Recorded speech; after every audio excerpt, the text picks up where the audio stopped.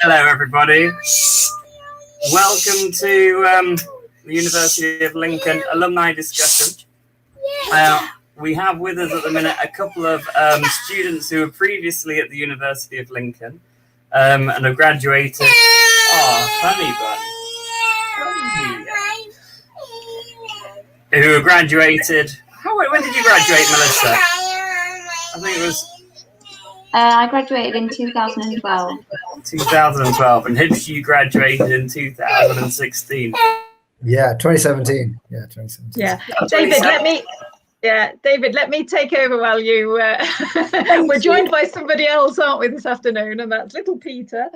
The joys of working from home, which we still are. If I can just continue David's welcome, and my name's Joanna. I'm the head of department, one of the heads of department here. And we're so pleased to be able to spend this warm afternoon with you here in Lincoln, just talking through with two of our former students some of their experiences and where their degrees have taken them. So, Melissa, can I come to you first? And maybe if you can just tell us the degree you've studied. I think you both studied the same degree.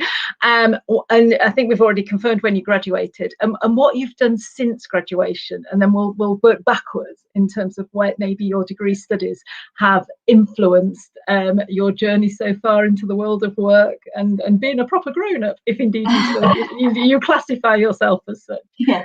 So tell us a little bit about what you've done since you graduated. Yeah, of course. So I studied the management degree at Lincoln University. So I think we do the same first year as the business and management degree. I don't know if they're the same now, which is essentially sort of the foundations of business management. So a bit of economics, accounting, HR, a real mix, and then you kind of specialise in organisational behaviour, leadership.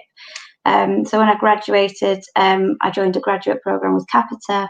I went on to do a leadership and management masters with them. I really loved my third year with Lincoln, focusing on organisational behaviour, and I wanted to continue to study that further and also to find a job where I could use some of that, which we could talk a lot about here. And then upon leaving Capita, I went into consulting, which my degree has definitely supported me to move into and to succeed in. And so that's where I work now. I'm a people and talent consultant with PA Consulting. Very good. Do we have David back? Hi, David. Do you want to take back over? Hi. Yeah, I'm back now. Sorry about that. It's okay. Oh yeah, no, I want to say, hi. It's nice to see you both again because I've not seen you, I don't think, since you graduated. So Mel, you say you're working in consultancy now. That's right. Yeah. Yeah. So what? So how long have you been doing that? Oh, so I kind of transitioned by when I worked at Capita, I transitioned into an internal consultant role. Really enjoyed it, and then I think around 3 years ago now left to do more external consulting and sort of get more variety. Yeah, okay. And Hibshi, the last time that I spoke to you, I'm sure that you were traveling the world taking photos. Yeah. I was a human rights photographer in China. So that was immediately after graduating. I went off to China, lived in Shanghai, and worked with local NGOs across China, documenting various social issues. But it was also a time to kind of think about, where I wanted to take my career next. And one of the modules that we did in business and management was corporate social responsibility. And that was quite significant for me because it was the first time where we looked at how businesses can impact sustainability. And at the time, I think climate change was it wasn't as prominent in the financial world as it is now. So I did a master's in that following that. And now I work as a sustainability analyst for clients across the world in developing their ESG strategies and managing them. Yeah. Oh, wow. So how long? Because I haven't met you for a long time. So how long were you in China for? I was 1 year. It was one good year. Yeah, it was a very fast life. Like, yeah, so 1 year, I moved a lot around Asia, and that was when you could move as well. So yeah, yeah. So it feels like, yeah, a glimpse in history. But yeah, it was really nice. It was really nice. I recommend, yeah, anyone doing that. Yeah. So did you travel before the degree as well, or just afterwards? It was like I think I caught the travel bug in China, and ever since then, ever since like 2017, I've been moving a lot. Obviously, COVID travel, there's been a slow impediment to that, but yeah, like after that, I just yeah, it was a really nice break as well. Taking a year off, especially after 3 years of like extensive studies, to kind of just think about what you want to do. That was quite helpful for me. Yeah. So that was why traveling was a reason to kind of do that as well. Yeah. Excellent. And are you still traveling around now then? Because I caught up with Ada earlier on this week. She said the last time she spoke to you, you were heading off to Scotland next. Yeah, I'm off to Scotland next month. So yeah, it's a little island. Yeah. It doesn't sound as glamorous, but I bet it's just as beautiful. Oh, Scotland is a hidden gem. I keep telling people, like, I love it. Yeah. With the West Highlands and the archipelago there, it's like it's pristine waters, blue. Yeah, isn't it beautiful? The white sand. Yeah, it's incredible.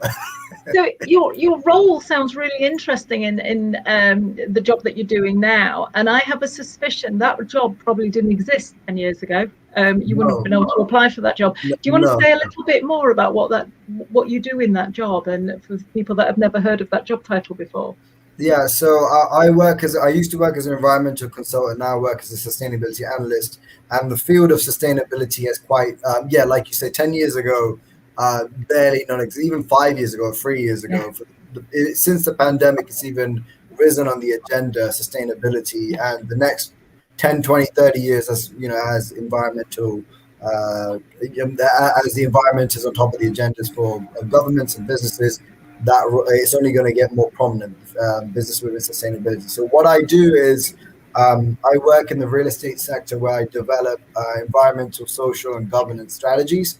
So designing their policies, their targets, their year-by-year performances, and measuring them, because a lot of companies have set net zero carbon targets to reach carbon neutrality and probably carbon positivity after 2030, 2040, 2050. So I help those companies achieve those goals with, meeting international standards, but also data management, looking after their environmental data, managing that, and tracking that year by year to see if we are making improvements, and if not, what do we need to invest in to make those improvements. Sounds very interesting. I've got so many questions, David. Have you got any more that you want to? I want to go back to something Melissa said earlier, which you may not have been part of the call at that point. So okay. You're forgiven. Melissa, you mentioned organisational studies in your third year, and again, people listening might know what that means. They might not know what that means. Can you just unpick a little bit more of what you studied and how that now applies to the work that you do? Yeah, and I don't think I'd heard of it before I enrolled either, and that was probably my favourite subject. David taught the module, and that was my favourite module that I studied at university. But hadn't heard of it either before I enrolled, and now I feel under pressure because David ran the module and I'm summarising it. But the highlights for me, there's a big focus around leadership. But also behaviours, understanding how people behave, what motivates them, how to shape behaviour. And I think at the time I found it really interesting, but wasn't sure how I would end up applying it in a role after university. And what I found actually is I've used it in every single role that I've been in since leaving university. Yeah, I think that's one of the things with university courses is it's not often a direct application of you learn it in the classroom and then you immediately go out and apply it. It's something that kind of shapes your sensibilities of work, is part and parcel of the majority of organizations out there, And it's not until you're in it that you start to be able to see it around you. Yeah, absolutely. And I think especially as you progress your career in business and management, people look to you to solve problems and to have the answers. And actually I found that those type of theories, those topics that we covered, almost provide you with an essential toolkit to go out and solve those problems. And then suddenly you realize how those theories that you learned about, that literature applies to on the job. And yeah, it's definitely provided me with a solid toolkit to then go in and examine problems and solve them. Whereas, yeah, I guess like you said, David, it's not sort of teaching someone do it this way, X, Y, and Z. It's not necessarily something you use immediately. It's also being in that kind of position within an organization, because when you graduate from university, you'll often go in at a very entry level, and you're learning from other people that are there. As you start to go up your career path, you realize that you are now the expert in the organization or in the industry. People, like you say, come to you for advice and insight. And at that point, when you start to be in control of either organizing projects or giving advice to other people, it's then that you start to be in the driving seat for making these things happen.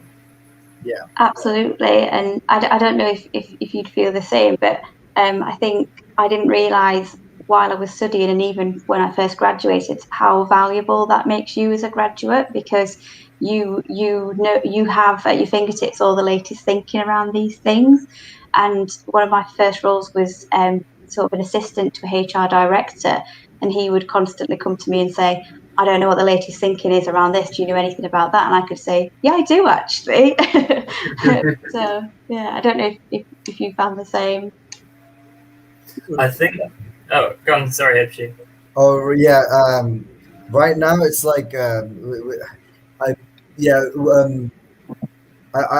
me, like a lot of I think there was a lot of group work within University of Lincoln, which was so helpful, both in terms of project management, but also being able to kind of engage with different people in different groups, different teamwork styles.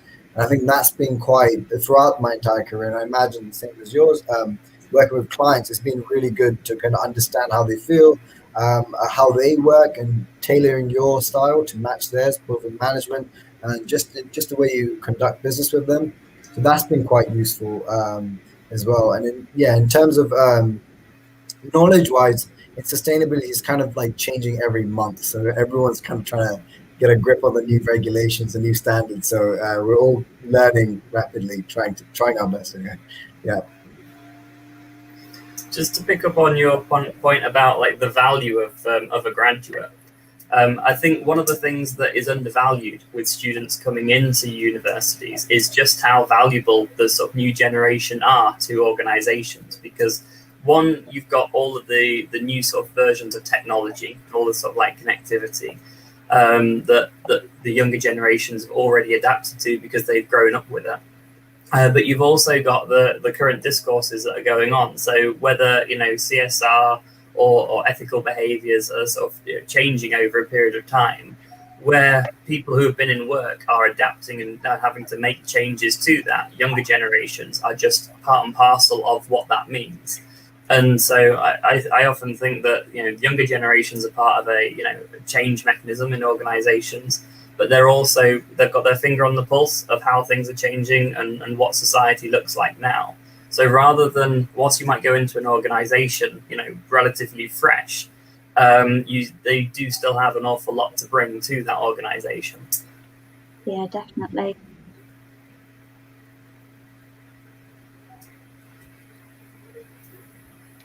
Again, my brain is just buzzing with so many different questions. It's trying to decide where to go next.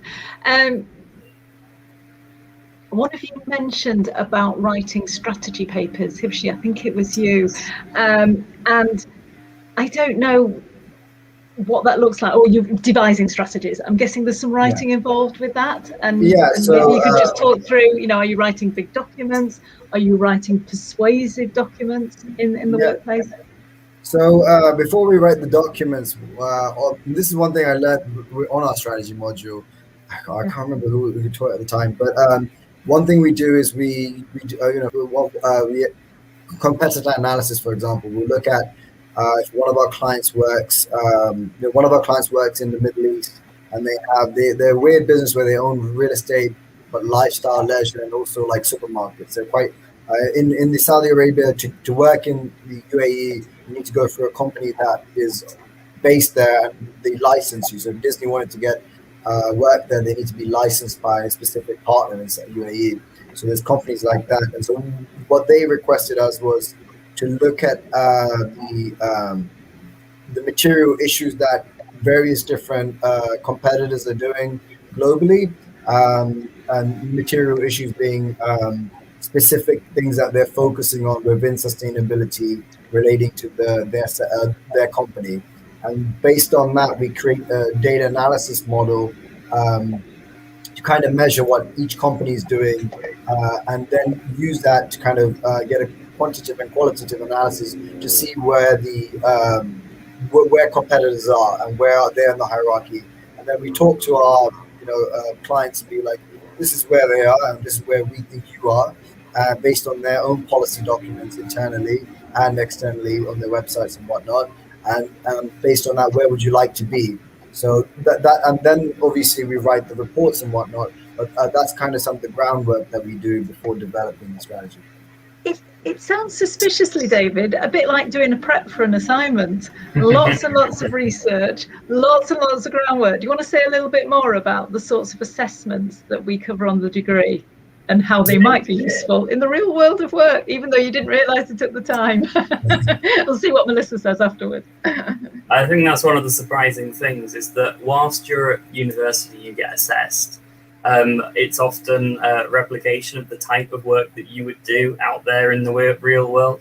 So on the business and management degree, we have a mix of written assessments. You've got your traditional essays, which are usually 2,000 to 3,000 words, based around the classes that you've been studying on a module during the term.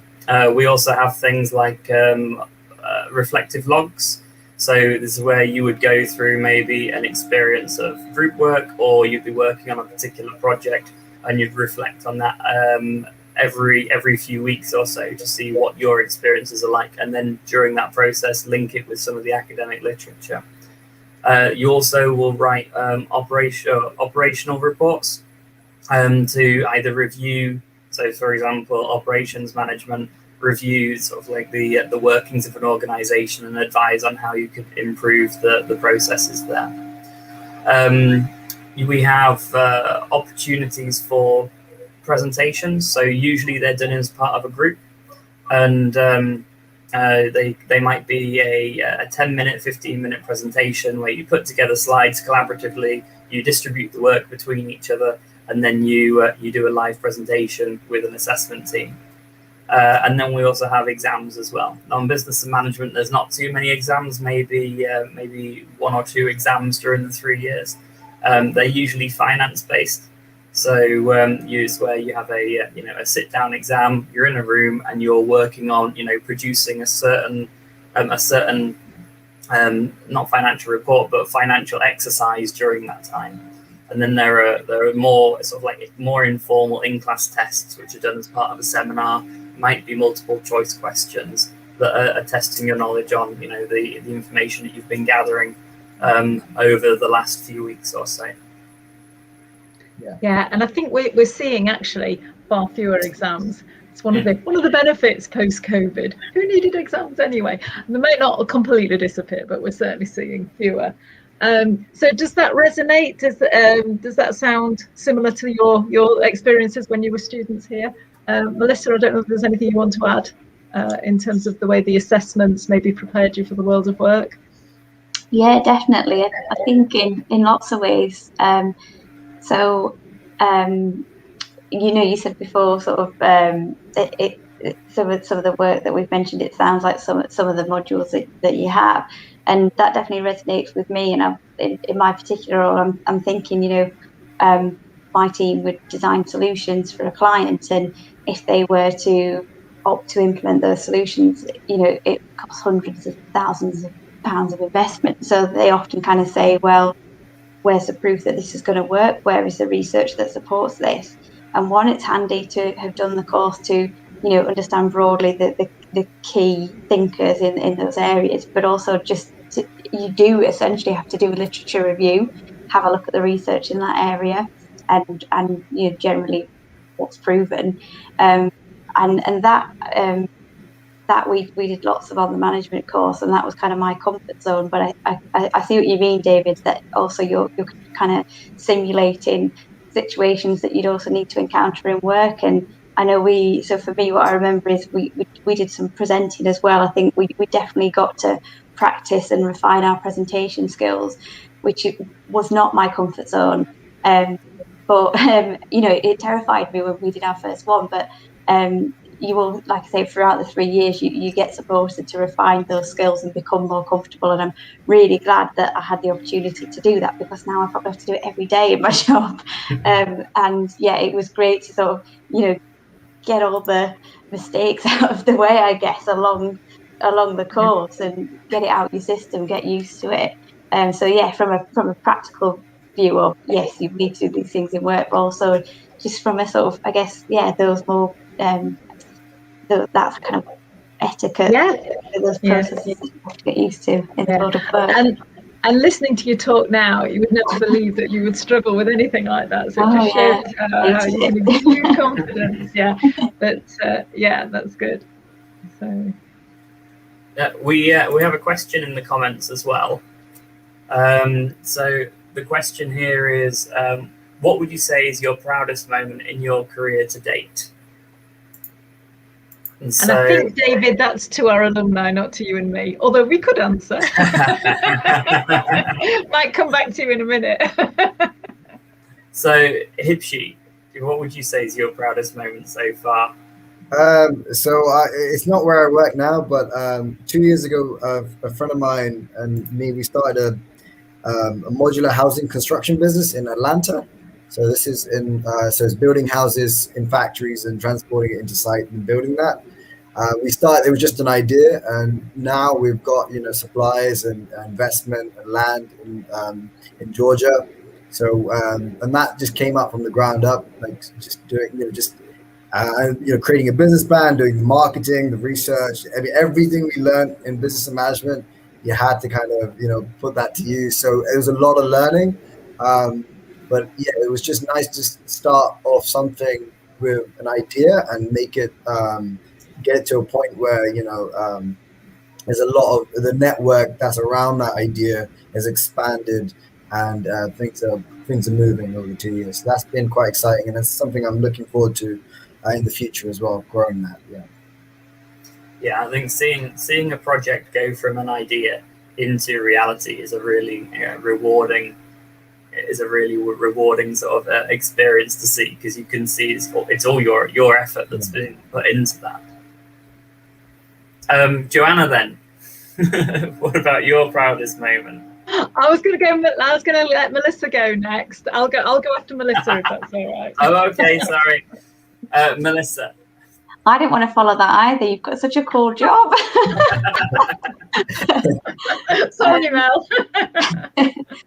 Along similar lines, I think when I studied business and management, I think when people think about business and management, they maybe think about big corporates. But I think, my proudest moments have been where I've been able to make a real difference to people's lives through the role that I do. And there are a few. I think one of the most recent projects I've worked on is supporting lay magistrates in the UK to be more confident and competent.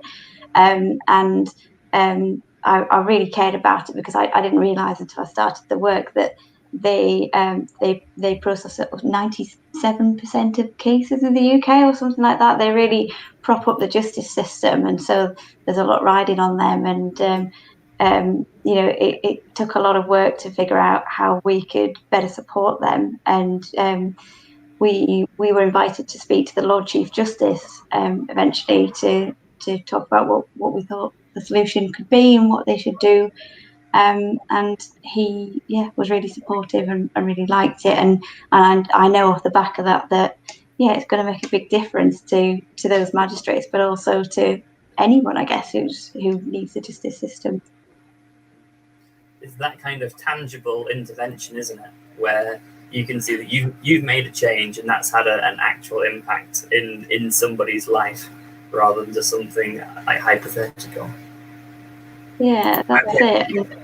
I think we've both sort of said, we've enjoyed being able to make a difference, but I think often the perception of you do a course like business and management to make lots of money for shareholders, but that's not always the case. Yeah. And yourself, of course. Yeah. Joanna, then, what's been your proudest moment? Right. Well, you talked about being proud of making a difference, and I didn't come to academia late, but I was in my 30s before I took my first sort of full-time academic job. But I was always interested in developing people and in teaching, actually. And I'm going to say this, aren't I? But it is absolutely true. The time I feel the proudest is, pretty much every year when I see our students succeed, and particularly in our graduation ceremonies, which we hope will be back on and live, and in our cathedral in Lincoln, which again, if you attended, you'll be able to talk about how amazing an experience that was. And there is something about graduation ceremonies when you've seen students, and it doesn't matter whether they've come, maybe they've struggled, maybe they've scraped through, but they have succeeded and they have climbed a mountain, or those that just done just spectacularly well. It's such a proud moment. I feel it, it's tangible. I can actually feel it, that sort of swelling of pride. I'm like, it's like everybody's my baby and I'm so proud to see everyone succeed. But it's also that fact that we are making a real difference to real people, and you are going out to the world.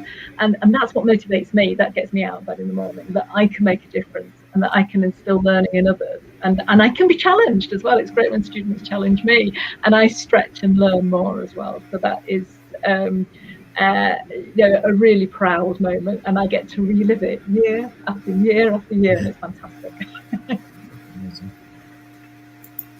So, David, do you want to start to just maybe summarise a little bit about the programme, and then maybe we can give our alumni the last words in terms of wrapping things up today?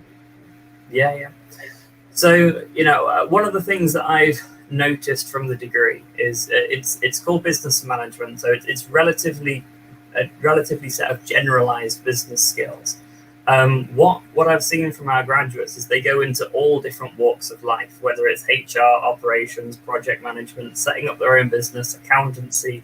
It seems that there is a person working in every kind of role, which is amazing to see. So you're not pigeonholing yourself by choosing business and management, but you're giving yourself a really diverse set of options. The other thing that comes through really clearly is that the skills that you're getting from the degree are not like time limited to just learning a set of models that will directly, be applied in certain situations. But they're about developing skill sets that can be adaptable over time as society changes. And it's really nice to see that in this changing world, people are taking on roles that are fitting nicely within those changes as well.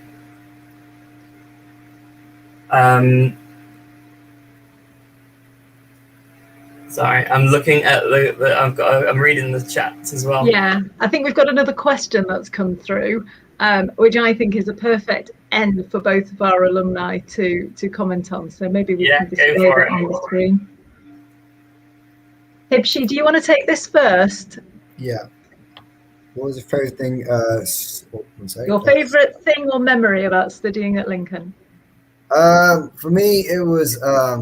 I think it was the collaboration that we had, especially the year. I think you mentioned Ada, Melissa. We had another friend called Melissa, and it was just so.